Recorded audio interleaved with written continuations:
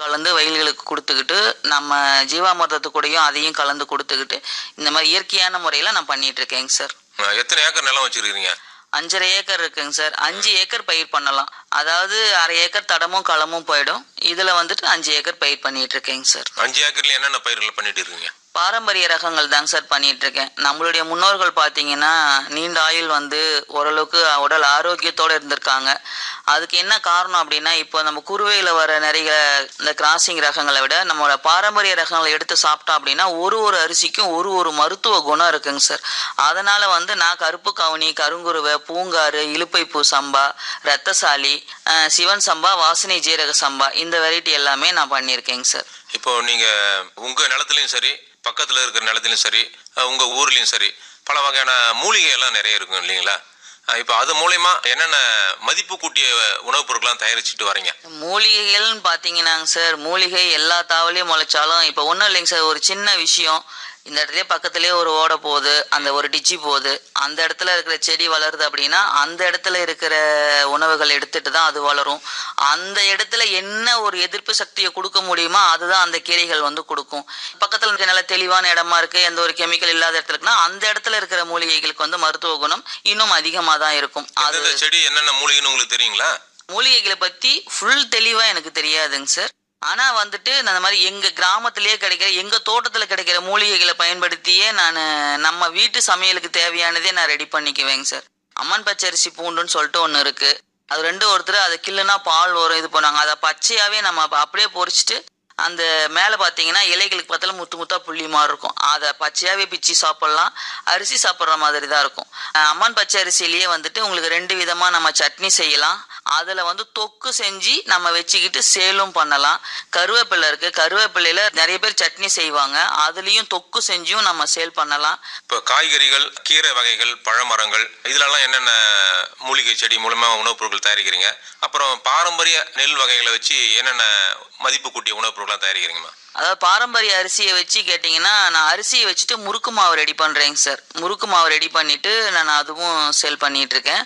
அதுலேயே நான் முறுக்காவும் சொல்கிறேன். கருப்பு கவுனி முறுக்கு மாவு, சிவன் சம்பா முறுக்கு மாவு, கருங்குருவை அரிசியினுடைய முறுக்கு மாவு, பூங்காறு முறுக்கு மாவு, இது எல்லாமே ரெடி பண்ணி நான் சேல் பண்ணுறேன். அதை முறுக்கா நான் சேல் பண்ணுறேன். அது மட்டும் இல்லாத அம்மன் பச்சரிசி இருக்கு இல்லைங்களா, அம்மன் பச்சரிசியில் தொக்கு செய்கிறேன். கருவேப்பிலை தொக்கு, பிரண்டையிலையும் நான் தொக்கு செஞ்சு சேல் பண்ணுறேன். அதே மாதிரி தூதுவளை செடி இருக்கு இல்லைங்களா, சளிக்கு நல்லதுன்னு சொல்லிட்டு தூதுவளை இலையிலையும் நம்ம தொக்கு செய்யலாம். அதையும் செஞ்சு நான் ரெடி பண்ணிட்டு இருக்கேன். அதுக்கு அடுத்தது வாதநார இலை இருக்கு இல்லைங்களா, வாதநார இலை எடுத்துட்டு அதுலேயும் நம்ம தொக்கு செஞ்சுட்டு ரெடி பண்ணலாம். முருங்கை காய் நிறைய பேர் அதை வத்தல் போடுறாங்க, 2வது பொடியை தயாரிக்கிறாங்க. அந்த முருங்கை காயிலையும் தொக்கு செஞ்சுட்டு அதையும் நம்மளும் சாப்பிடலாம், அதையும் சேலும் பண்ணலாம். இது எல்லாமே நான் சேல் பண்ணிட்டு இருக்கேன். ஆனா அது இப்ப ரீசெண்டா பக்கமா தான் நான் ஆரம்பிச்சிருக்கேன். பழமரங்கள் கொய்யா மரத்துல கொய்யா இலையில இருந்துட்டு துவையல் செய்வேங்க சார். அதுலயே 2 டேஸ்ட்ல செய்வேன் நான். ஒன்னும் நம்ம கொத்தமல்லி சட்னி மாதிரி செய்வேன், இன்னொன்னு அதுலயே வெங்காயம் தக்காளி போட்டோம்னா அது ஒரு டேஸ்ட் வரும், இது ஒரு டேஸ்ட் வரும். கொய்யா இலையிலையும் நான் செய்வேன். கொய்யா பழத்துல டீ வச்சு அதுவும் குடிக்கலாம், அதுவும் நல்லா சூப்பரா இருக்கும். இப்போ கிட்டத்தட்ட எத்தனை பதப்படுத்தப்பட்ட உணவுப் பொருட்கள் தயாரிக்கிறீங்க? அதாவது கருப்பு கவுனியில அதுவே இப்போ ஒரு வெள்ளை சர்க்கரையோ நாட்டு சர்க்கரையோ அல்ல பனை வெல்லமோ எதுவுமே பயன்படுத்தாம கருப்பு கவுனி அரிசி பயன்படுத்தி லட்டு செய்கிறேன். இலுப்பை பூ சம்பா அரிசியும் பயன்படுத்தி லட்டு செய்கிறேன். வெறும் தேங்காய் லட்டு, அதுலேயுமே எந்த ஒரு இனிப்புமே இல்லை, அதை பயன்படுத்தி நான் லட்டு செய்கிறேன். இதை நான் ஏன் மெயினாக சொல்கிறேன் அப்படின்னா, இப்போ வெள்ளை சர்க்கரை, நாட்டு சர்க்கரைன்னு ஐட்டத்தை எதுவுமே சேர்த்தாம ட்ரை ஃப்ரூட்ஸு, நம்மளுடைய அரிசி வகை பாரம்பரிய அரிசி வகையில் மருத்துவ குணம் மல்லாதி, அதனோட ட்ரை ஃப்ரூட்ஸ் சேர்த்துறோம். ட்ரை ஃப்ரூட்ஸ் சேர்த்துட்டு ப்ளஸ் தேன் சேர்த்துறோம். தேன் சேர்த்துட்டு அதை நம்ம பதப்படுத்தி நம்ம லட்டு செய்யும் பொழுது அதனுடைய மருத்துவ குணம் நம்ம சொல்லணுன்ற அவசியம் கிடையாது, அது உங்களுக்கே தெரியும். அலாதியான மருத்துவ குணம். மூலிகையிலிருந்து மதிப்பு கூட்டிய உணவுப் பொருட்கள் நிறைய தயாரிக்கிறேன்னு சொன்னீங்கம்மா. இப்ப மூலிகையிலிருந்து மதிப்பு கூட்டிய பொருட்கள் என்னென்னலாம் தயாரிக்கிறீங்க? அரிசியிலிருந்து மதிப்பு கூட்டப்பட்ட பொருட்கள் என்னென்னலாம் தயாரிக்கிறீங்க? ஒன்னொன்னா சொல்லுங்களேன். மூலிகையில இருந்து பாத்தீங்கன்னாங்க சார், அம்மன் பச்சை அரிசியில தொக்கு செய்யறேங்க சார். அது எப்படி செய்றீங்க? தொக்குன்னு பாத்தீங்கன்னா, அதாவது இந்த அம்மன் பச்சரிசியை நம்ம கலெக்ட் பண்றது வந்து நம்ம பகுதியா இருக்கணும். அதாவது களைக்கொல்லியோ இந்த மாதிரி உரமோ எதுவும் போடாத இடமா நம்மளுடைய ஏரியாவில் நம்ம செலக்ட் பண்ணிக்கிறோம். அங்க இருந்துட்டு அம்மன் பச்சரிசி இலைகளை வந்து நம்ம அப்படியே குச்சோடவே ஒடிச்சிக்கலாம். அது ஒடிக்கும் போது முடக்குன்னு ஒடியும். அந்த மாதிரி குச்சிகளை எடுத்துட்டு அதுல எதையுமே கழிக்க வேண்டாம், அப்படியே போட்டுக்கலாம். நல்லா தண்ணியில 2-3 தடவை அலசி எடுத்துட்டு நம்ம கொஞ்சம் எண்ணெய் ஊற்றி அதை நம்ம வணக்கி எடுத்து அம்மன் பச்சரிசி இலையை ஒரு பக்கம் வச்சுக்கலாம்.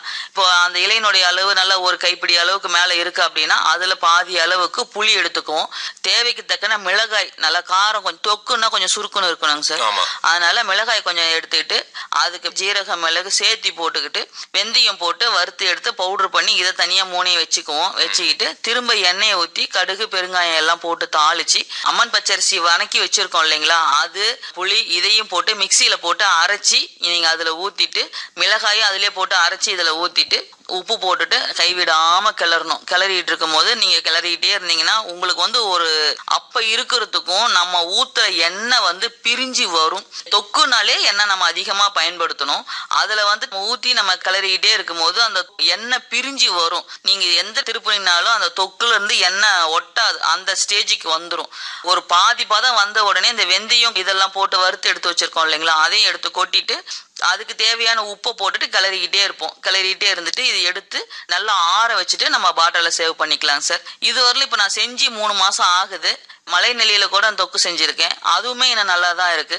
மலை நெல்லி இருக்கு இல்லைங்களா, மலை நெல்லி எடுத்துடுறோம். மலை நெல்லி எடுத்துட்டு அந்த உள் கொட்டை இல்லாம அந்த கத்தியில கட் பண்ணி எடுத்துக்குவேன். நான் எடுத்துக்கிட்டு மிக்சியில போட்டு நல்லா அரைச்சிக்குவேன். அரைச்சிக்கிட்டு காரத்துக்கு நல்லா சுருக்குன்னு இருக்கிற மாதிரி மிளகாய் எடுத்துக்குவேன். இதுக்கு புளி கிடையாது, மிளகாய் எடுத்துக்குவேன். சேம் அவ்வளோ அதே மாதிரி தான். வெந்தயம் ஜீரக மிளகு இதை வறுத்து எடுத்து ஒரு பக்கம் வச்சுக்கிட்டு அதை பவுடர் பண்ணி தனியா வச்சுக்குவேன். இப்ப மலை நெல்லியும் மிளகாயும் அரைச்சிட்டு இதுக்கும் எண்ணெய் நல்லா சேர்த்தி ஊற்றணும். எண்ணெய் ஊத்திட்டு கடுகு பெருங்காயம் போட்டு தாளிச்சு விட்டுட்டு இதை எடுத்து கொட்டணும் அப்படின்னா வணங்கிட்டே இருக்கும். இதுவும் எண்ணெய் நல்லா பிரிஞ்சு வரலும் உங்களுக்கு இதுல கலர் மாறும், ரெட்டிஷா இருக்கிற மாதிரி ஒரு மாதிரி கலர் மாறும். நல்லா வணங்கிட்டே வந்துட்டு அதன் பிறகு இதுல நான் வந்து மஞ்சள் தூள் வந்து சும்மா லைட்டா தான் சேர்த்துக்கிட்டேன், நான் ரொம்ப அதிகம் சேர்த்த கிடையாது. போட்டுட்டு காரம் தூக்கலா இருக்கிற மாதிரியும் வச்சுக்கணும். வணக்கி எடுத்துட்டு எண்ணெய் பிரிஞ்சு வர ஸ்டேஜுக்கு எடுத்து நீங்க ஆற வச்சுட்டு அதை வந்து நீங்க சேம் இனிமேல் வந்து நம்ம சாப்பிட்றதுதான். இதுல மெயின் என்ன அப்படின்னா இறக்குற பதம் வந்து கரெக்டா இருக்கணும். அந்த பதம் கரெக்டா இருந்துட்டு எண்ணெய் போட்டு நம்ம பயன்படுத்தி எடுத்து வச்சிட்டோம் அப்படின்னா 3 மாசம் முடிஞ்சு இது 4வது மாசம் போயிட்டு இருக்கு. இது வரலும் நல்லா தான் இருக்கு. இதுல என்ன ஒரு அட்வான்ஸ் அப்படின்னா கடைகள்ல போய் நம்ம எந்த ஒரு தொக்கோ ஊறுகாவோ எது வாங்கினாலுமே அதுல வந்து கெட்டு போகாம இருக்கிறதுக்கு கெமிக்கல் போட்டிருப்பாங்க. நான் வந்து அதெல்லாம் எதுவுமே நான் பயன்படுத்த கிடையாது. நான் வந்து எங்கிட்ட இருக்கிற அந்த புளி காரம் இதை போட்டுட்டு அதை பக்குவமா பதத்துல எடுத்து ரெடி பண்ணிக்குவேன். இதுதான் நான் பண்றது. கெமிக்கல் போடாம நம்ம உடம்புக்கு ஆரோக்கியத்தை தரக்கூடிய மூலிகைகளையும் வச்சு நம்ம கிட்ட இருக்கிற இடுபொருள் சுத்தமான கடலை எண்ணெய் கடலைப்பருப்பு வாங்கி ஆட்டி அந்த எண்ணெயில தான் நான் தொக்கு செய்யறேன். செஞ்சுட்டு நான் ரெடி பண்ணி கொடுத்துட்டு இருக்கேன் சார். இப்போ முறுக்கு மாவு, மிக்சரு, காரசேவு, லட்டு இதெல்லாம் எதுல இருந்து பண்றீங்க? எல்லாமே நம்மளுது தாங்க சார். எங்க தோட்டத்துல விளைஞ்ச கொப்பரை தேங்காய் தான், எங்க தோட்டத்துல விளைஞ்ச அரிசி தான். ட்ரை ஃப்ரூட்ஸ் நான் வெளியில வாங்கிக்கிறேன். தேன் நம்ம கிட்ட கிடையாது, வெளியில வாங்கிக்கிறேன். மேக்சிமம் வந்துட்டு இப்போ ஒரு பொருள் ரெடி பண்றேன் அப்படின்னா அதுல மெயின் மூலக்கூறு எங்களுடைய தோட்டத்தை மட்டும்தான் இருந்தா மட்டும்தான் நான் பண்ணுவேன். இதுல என்ன வெளியில இருந்து வாங்கிட்டு வந்து நான் இதை பண்றேன் அப்படின்றது கிடையாது. இதுக்கு உண்டான தேவைக்கான இடுபொருள் நான் வெளியில வாங்கிக்குவேன். இப்போ முறுக்கு மாவும் செய்யறேன்னா அரிசி என்னது மெயின் ப்ராசஸ், இது அதுக்கு தேவையான இடுபொருள் நான் கடையில தான் வாங்கிக்குவேன். வாங்கிட்டு வந்துட்டு இப்போ பொட்டுக்கடலையே கல்நீரிட்டு காய வைக்க முடியாது, ஆனா மற்ற பச்சை பயிரெலாம் நம்ம கல்நீரிட்டு காய வைக்க முடியும். இது அந்த மாதிரி அலசிட்டு அதில் ஒரு கெமிக்கல் எடுக்க முடியறது எல்லாத்தையுமே க்ளீன் பண்ணி காய வச்சுட்டு அதுக்கு மேலே நான் பதப்படுத்தி பண்ணுவேன். இப்போ சூப்பு பொடி பண்றதுனாலும் பச்சை பயிறு துவரம் பருப்பு இதெல்லாம் நல்லா கல்நீரிட்டு அதில் இருக்கிற கெமிக்கலை எடுத்துட்டு நல்லா காய வச்சிருவேன். காய வச்சுட்டு அதுக்கு தேவையானபடி வறுத்துட்டு கருவேப்பிலை, முருங்கைக்கீரை இது எல்லாம் மெயின் குச்சியை விட்டுறணும். பக்க குச்சிகள் எல்லாமே போடலாம். அதுல அந்த வெள்ளைப்பூ புழு இருக்கிறது, அந்த ஒரு மாதிரி புள்ளி புள்ளியா இருக்கிறது, இந்த மாதிரி இருக்கிற தலைகளை ரிமூவ் பண்ணிட்டு குச்சியோடவே போட்டு நிழல்லையே காய இதெல்லாத்தையுமே க்ளீன் பண்ணி காய வச்சுட்டு அதுக்கு மேல நான் பதப்படுத்தி பண்ணுவேன். இப்போ சூப்பு பொடி பண்றதுனாலும் பச்சை பயிறு துவரம் பருப்பு இதெல்லாம் நல்லா கல்நீரிட்டு அதுல இருக்க கெமிக்கலை எடுத்துட்டு நல்லா காய வச்சிருவேன். காய வச்சுட்டு அதுக்கு தேவையானபடி வறுத்துட்டு கருவேப்பிலை, முருங்கைக்கீரை இது எல்லாம் மெயின் குச்சியை விட்டுறணும். பக்க குச்சிகள் எல்லாமே போடலாம். அதுல அந்த வெள்ளைப்பூ புழு இருக்கிறது, அந்த ஒரு மாதிரி புள்ளி புள்ளியா இருக்கிறது, இந்த மாதிரி இருக்கிற தலைகளை ரிமூவ் பண்ணிட்டு குச்சியோடவே போட்டு நிழல்லையே காய வச்சுட்டு நிழல்ல தான் காய வைக்கணும். அப்பதான் அது மருத்துவ குணத்தோட இருக்கும். உங்களுக்கு 2 நாள்லயே நல்லா மொறு மொறுன்னு காஞ்ச காஞ்சிருது, முருங்கைக்கீரை ஆகட்டும் கருவேப்பிலை ஆகட்டும். அப்புறம் நீங்கள் இந்த பச்சைப்பயிறு இதெல்லாம் வறுத்துட்டு தேவைக்கு தக்கன மிளகாய் உப்பு இதெல்லாம் போட்டுட்டு நீங்கள் மிஷினில் கொடுத்து அரைச்சிக்கலாம். அரைச்சி எடுத்து வச்சுக்கலாம். இதுவே நம்ம வீட்டில் மிக்சிலேயே அரைக்கிற மாதிரியா இருந்ததுன்னா கொஞ்சம் பூண்டும் சேர்த்துக்கலாம். இல்லைன்னா இதை வந்து நம்ம சூப்பு வைக்கும் போது ஒரே ஒரு வெங்காயம் ஒரு பூண்டு உப்பு நான் அதில் அரை உப்பு போட்டுருவேன். ஒரு சிலர் உப்பு இல்லாமே குடிப்பாங்க, ஒரு சிலர் அரை உப்பு குடிப்பாங்கன்னு சொல்லிட்டு ஒரு அரை உப்பு மட்டும் நான் போடுவேன் சூப்பு பொடியில். போட்டு ஒரு பல்லு பூண்டும் ஒரு சின்ன வெங்காயமும் தட்டி போட்டு வேணும்னா சும்மா ஒரு கொத்தமல்லி எனக்கு இருந்தால் கொஞ்சமாக கிள்ளி போட்டு அப்படியே சூப் வச்சு கொடுக்கலாம். இல்லை நான் வெளியில் போயிட்டு இருக்கேன், இப்போ நம்ம எங்கேயாவது வெளியில் போகிறோம் அப்படின்னா இது நீங்கள் அப்படியே சுடுதண்ணி நல்லா சுருக்குன்னு தண்ணி இருந்ததுன்னா இந்த பவுடரை கொட்டி கலந்துட்டு நீங்கள் அப்படியே குடிக்கலாம். அதனுடைய சுவை நல்லா இருக்கு. இந்த லட்டெல்லாம் எதுல இருந்து செய்றீங்க? நம்ம காட்டில் விளையிற பாரம்பரிய அரிசிங்க சார். அரிசியை வந்துட்டு நல்லா வறுத்துருவேங்க சார். அரிசியை வறுத்துட்டு கருப்பு கவுனி அரிசி, கருங்குருவு அரிசி, பூங்காறு அரிசி எல்லா அரிசியிலையுமே லட்டு செய்யலாங்க சார். இதுக்கு வந்துட்டு நமக்கு வந்து சர்க்கரையோ வெள்ளை சர்க்கரையோ நாட்டு சர்க்கரையோ பனை வெல்லமோ கருப்பட்டியோ எதுவுமே நமக்கு தேவையில்லை. ட்ரை ஃப்ரூட்ஸு தேன் இதை பயன்படுத்தி லட்டு செய்கிறேங்க சார். இந்த அரிசியை வறுத்துட்டு நம்ம காட்டில் இருக்கிற கொப்பரை தேங்காய் அந்த தேங்காயை பயன்படுத்தி அதையும் வறுத்துட்டு ட்ரை ஃப்ரூட்ஸை போட்டு நான் லட்டு செஞ்சிட்ருக்கேங்க சார். இது இல்லாமல் மிச்சரு காரசேவு இதெல்லாம் எப்படி பண்ணுறீங்க? எந்த உணவுப் பொருட்கள் இருந்து செய்கிறீங்க? அதுவும் கருப்பு கவுனி அரிசி அதை அரைச்சிட்டு அதுலேயும் காரா பூந்தி மாதிரி செய்யலான் இருக்கேங்க சார். இதில் என்னென்னா சிவன் சம்பா அரிசி அரைச்சிட்டு முருங்கைக்கீரை இருக்கு இல்லைங்களா, முருங்கைக்கீரையும் பவுட்ரு பண்ணிவிட்டு அந்த பவுடரை சேர்த்துட்டு அதுலேயும் காரா சேவ் செய்யலான் இருக்கேன், காரா பூந்தி மாதிரி.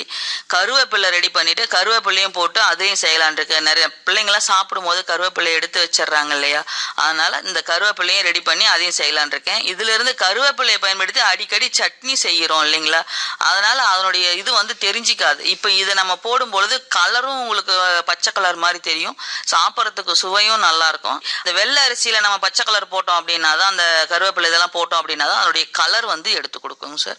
இதுல இருந்து இது மாதிரி செய்யலான் இருக்கேங்க. இப்போ மதிப்பு கூட்டிய உணவுப் பொருட்களை வந்து மொத்தமாகவும் வைக்கிறீங்களா சில்லறையாகவும் வைக்கிறீங்களா? ரெண்டுமே கொடுக்குறேங்க சார். வீட்டில் வந்து கேட்குறவங்களுக்கும் கொடுக்குறேங்க சார், மொத்தமாக கேட்குறவங்களுக்கும் செஞ்சு கொடுக்குறேங்க சார். என்னுடைய கஸ்டமர் தான் கேட்குறாங்க, 2 கிலோ 3 கிலோ ஒரு சவத்தில் 5 கிலோ இந்த மாதிரி கஸ்டமர் தான் கேட்குறாங்க, நான் அவங்களுக்கு கொடுத்துட்டு இருக்கேங்க சார். நெல் அறுவடை பண்ணி நெல்லா வித்தா லாபம் வருதா இல்லை அரிசியா வித்தா லாபம் வருதா? சார் விவசாயின்னு எடுத்துக்கிட்டிங்கன்னா நெல்லா பண்ணணும் அப்படின்னா அதில் ஒன்றுமே கிடையாதுங்க சார். நான் வந்து களைக்கொல்லி போடலை, உரம் போடலை. ஆனால் உரம் போடுற செலவுக்கு களை எடுக்கிறதுல ஆள்கள் போயிடுது. இந்த மாதிரி நம்ம களைகள் எல்லாம் எடுத்துட்டு நம்ம ரெடி பண்ணுறோம் அப்படிங்கிறப்போ அதுக்கு உண்டான செலவுகள் வந்து வந்துடுது. இதில் உழவு ஓட்டுற செலவு, களை எடுக்கிற செலவு இதையெல்லாம் நீங்கள் கணக்கு போட்டு பார்த்தீங்க அப்படின்னா ஏக்கருக்கு நல்ல ஈல்டு இயற்கை முறையில் பண்ணிட்டு 27 to 30 வரல எடுக்கிறேன். மூட்டை 2 ரூபான்னு போட்டால் கூட உங்களுக்கு வந்து விலை கம்மியாக தான் கிடைக்கும். ஏன்னா இதுவே 60 to 70 ரூபா கிடைக்கும். இதுவே நம்மளே அரிசியாக பண்ணி அதுக்கு வந்துட்டு நம்ம மில்லுல கொடுத்தெல்லாம் வேக வைக்க கூடாது. நம்மளாவே ஆள் வச்சுட்டு வேக வச்சு அதை நம்ம அரிசியா அரைச்சி நம்ம சேல் பண்ணும் போது ஒரு மூட்டைக்கு 45 கிலோ அரிசி கிடைக்குதுன்னு சொன்னா கூட சிப்பம் 2000 ரூபான்னு கொடுக்குறேன். இப்போ அது இன்னொரு 5 கிலோ போட்டா அரிசியிலேயே உங்களுக்கு வந்து 4000 ரூபாய் வந்துடுது. 2க்கு 1 தவிடு வரும், அதுல ஒரு 600 ரூபாய் வரும்.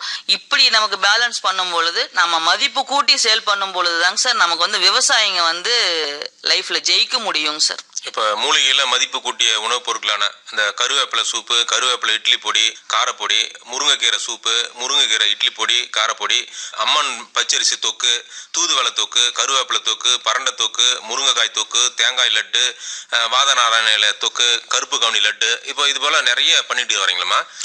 இது வந்து நீங்க அரசாங்கத்தில் விற்பனை பண்ணும்போது ரிஜிஸ்ட்ரேஷன் எதனா பண்ணியிருக்கிறீங்களா? FFS சர்டிஃபிகேட் வாங்கியிருக்கேங்க சார். அதுக்கு வந்து இப்போ நம்ம KVKல வந்திருந்தாங்க சார். நான் வந்து நார்மலாக தான் நான் அரிசி சேல் பண்ணிட்டு, இதில் ஒரு முக்கியமான விஷயமும் நான் சொல்ல மறந்துட்டேன். நான் முன்ன வந்து பாரம்பரிய ரகம் பண்ணிட்டு இருந்தேன். நம்மளை வெளி உலகத்துக்கு கொண்டுட்டு வந்தது வேளாண்மை துறை KVK தான். காலசமுத்திரத்தில் KVK தான் நம்மளை வெளி உலகத்துக்கு கொண்டுட்டு வந்தாங்க. இன்னைக்கு நான் இந்த இடத்துல இருந்து வந்து உட்காந்து பேசுறேன் அப்படின்னாலே அதுக்கு நான் KVKக்கு தான் நான் தேங்க்ஸ் சொல்லணும். ஏன்னா KVK அறிமுகப்படுத்தலைன்னா நம்மளுடைய இது வந்து இந்த அளவுக்கு வெளியில வந்திருக்க மாட்டோம். நான் மார்க்கெட்டிங்லயும் ரொம்ப நான் கஷ்டப்பட்டிருப்பேன். நான் குழுவில் அப்பப்போ அப்டேட் கொடுக்கறது, எனக்கு KVK இந்த மாதிரி வானொலி நிலையங்கள், பொதிகை சேனல் இந்த மாதிரி எல்லாம் ரெக்கார்டிங் கொடுக்கறது, இதை எல்லாத்தையும் நான் குழுவில் அப்டேட் போடும் பொழுது நான் சின்ன சின்ன வரப்பு கிளீன் பண்ணா கூட நான் குழுவில் பதிவு போடுவேன். இதையெல்லாம் பார்த்துட்டு நம்பகத்தன்மையாக நம்மள்ட்டையும் வாங்குறாங்க. சர்டிஃபிகேட்டும் நான் வாங்கிட்டேன். இப்போ நீங்கள் சொன்னதுலேருந்து பார்த்தீங்கன்னா மூலிகையில மதிப்பு கூட்டிய உணவுப் பொருட்கள் நல்லா நேர்த்தியா பண்றீங்கம்மா. இப்போ இந்த பொருள் ரெடி பண்ணா டேட்டை போட்டு வச்சிருவேன். அதே மாதிரி அதுல இருந்து ஒரு 3 மாசத்து வரல தான் நான் டைமிங் கொடுப்பேன். இதுக்கு காரணம் வந்து நம்ம அஸ்கி தாங்க சார். அஸ்கி பயிற்சிக்கு நான் போகல அப்படின்னா இந்த மூலிகைகள் மதிப்பு கூட்டல் வந்து அந்த ஒரு எண்ணங்கள் வந்து எனக்கு வந்திருக்கிறதுக்கு வாய்ப்பு கம்மி தான் இல்லை இல்லைங்க சார். அங்க ட்ரைனிங் கொடுத்தாங்க. ஆமாங்க சார். அதாவது ட்ரைனிங் கொடுத்தாங்கன்னா ஆர்கானிக் ஃபார்மிங் வந்து ப்ராப்பரா ஆரம்பம் முதல் கடைசி வரை ஃபுல்லா எப்படி தெரிஞ்சுக்கிறது அப்படின்னு சொல்லிட்டு போனாங்க சார். அதுல வந்து நான் போகும்போது அங்க ஒரு ஃபார்மர் வந்து தன்னுடைய தோட்டத்துல இருக்கிற இடுபொருள் ஒரு கடை வச்சுக்கிறாரு. அந்த கடையில வந்துட்டு தன்னுடைய தோட்டத்துல இருக்கிறத மதிப்பு கூட்டி கொண்டுட்டு போய் அந்த கடைகள்ல வச்சு சேல் பண்ணிட்டு இருக்காங்க. அந்த இதை பார்க்கும்போது தான் அப்போ வந்து நம்ம அரிசியிலேயே முறுக்கு மாவு மிச்சரு முறுக்கு இது எல்லாமே நம்மளும் செய்யலாம். அதே சமயத்துல விவசாயி வந்து இந்த மாதிரி நம்ம பொருளெல்லாம் ரெடி பண்ணி சேல் பண்ணும் பொழுது இவங்களுக்கும் ஒரு வருமானம், இவங்களுக்கும் ஒரு நல்ல பொருள் கொடுக்குறோன்ற ஒரு மன திருப்தி, அவங்களும் நம்ம நல்ல ஒரு இடத்துல வாங்குறோம் அப்படின்றது அவங்களுக்கும் ஒரு ஆத்மார்த்தம். இதுல இன்னொரு விஷயம் என்ன அப்படின்னா நம்ம செய்யற நாம வந்து கான்பிடென்ட்டாவும் தெளிவாகவும் இருக்கணும். இப்போ நீங்க தயாரிக்கக்கூடிய அந்த மூலிகை உணவுப் பொருட்கள்ல எல்லாம் இயற்கையான முறையில் இருக்கிறதால உடம்புக்கு நல்லதுங்கிறீங்க. 200% சார். அதுல எந்த ஒரு இதுவுமே கிடையாதுங்க சார். கெமிக்கல்ன்றது எதுவுமே ஆட் பண்றது கிடையாதுங்க சார். நீங்க இயற்கை விவசாயம் பண்ணிட்டு வரீங்க. அது மூலமா ஏதாவது விருதுகள் வாங்கி சாதனைகள் படைச்சிருக்கீங்களா? 4 விருது வாங்கியிருக்கேங்க சார். முதல்ல வந்து நம்ம சின்ன சேலத்திலேயே ஒரு விருது கொடுத்தாங்க சார். அது ஒரு சங்கம் மூலியமா கொடுத்தாங்க சார். 2வது கலெக்டர் கையால முன்னோடி விவசாயின்னு சொல்லிட்டு எனக்கு ஒரு அவார்டு கொடுத்தாங்க சார். இப்ப பாண்டிச்சேரியில இருந்து அவார்டு நம்ம கேவிகேனுடைய ஹெட் அங்க வந்திருந்தாங்க. அந்த அவங்க வந்து என்னை கூப்பிட்டு ஐடி கார்டும் கொடுத்துருக்காங்க, அவார்டும் கொடுத்துருக்காங்க. ஒரு 4 அவார்டு நான் வாங்கியிருக்கேங்க சார். இன்னும் வேற ஏதாவது சொல்ல விரும்புறீங்களாமா? என்ன கேட்டீங்கன்னா நான் ஒண்ணு தாங்க சார் சொல்லுவேன். நான் இப்ப அன்னைக்கும் அதுதான் இன்னைக்கும் அதுதான். அதாவது விவசாயிங்க வந்து தனக்குன்னு தேவையான ஒரு 1/2 ஏக்கர் எடுத்துக்கோங்க. எடுத்துக்கிட்டு ஒரு அதுல வந்துட்டு ஒன்னொன்னுலயும் 10 செடி வச்சிங்கன்னா போதும். இதுலயாவது உரம் போடாம களைக்கொல்லி அடிக்காம அந்த ஓரத்துலயாகட்டும் வரப்புலையாகட்டும் எங்கேயுமே களைக்கொல்லி அடிக்காம இயற்கையான முறையில பண்ணி நம்ம ஆரோக்கியம், நம்ம குடும்பத்தாருடைய ஆரோக்கியம், நம்ம அந்த இடத்துல இருக்கிற பூமி தாயினுடைய அந்த இதையெல்லாம் நம்ம காப்பாத்தி 2வது நஞ்சில்லாத உணவு எடுத்து சாப்பிடணும் அப்படிங்கிறது என்னுடைய ஒரு தாழ்மையான வேண்டுகோளுங்க சார். பொதுவா ஒரு விவசாயி விவசாயத்துல வெற்றி பெறணும்னா தான் விளைவிக்கும் விளைபொருட்களை மதிப்பு கூட்டி விற்பனை செய்வதும் ரொம்பவும் அவசியமானது. கண்டிப்பாங்க சார். அப்படிதான் சொன்னீங்க. அது மட்டும் இல்லாம ஒரு விவசாயி ஆரோக்கிய உணவாகவும் நாம அன்றாடம் பயன்படுத்தும் வீட்டு உபயோக பொருட்களாகவும் இருப்பதால மக்களிடம் நல்ல வரவேற்பை பெறுவதோடு விவசாயத்துல நல்ல வருமானமும் ஈட்ட முடிகிறதுன்னு சொன்னா அது மிகையாகுது இல்லைங்களா? கேட்ட இந்நிகழ்ச்சி உழவர் பெருமக்களுக்கு மட்டும் இல்லாம அனைவருக்கும் ஒரு பயனுள்ளதா நிகழ்ச்சி அமைந்திருக்கும் என்று நம்புகிறோம். உங்களை சந்திச்சு பேசுனதுல மிக்க மகிழ்ச்சிமா. நன்றி, வணக்கம். நன்றி, வணக்கம் சார். இதுவரை மூலிகையில் மதிப்பு கூட்டிய உணவுப் பொருட்கள் தயாரித்தல் குறித்து கள்ளக்குறிச்சி மாவட்டம் சின்னசேலம் வட்டம் மூங்கில்பாடி கிராம உழவர் ஆர் கவிதா அவர்கள் பங்கேற்ற நேர்முகம் கேட்டீர்கள். நேர்முகம் கண்டவர் ஸ்ரீனிவாச முருகன் அவர்கள்.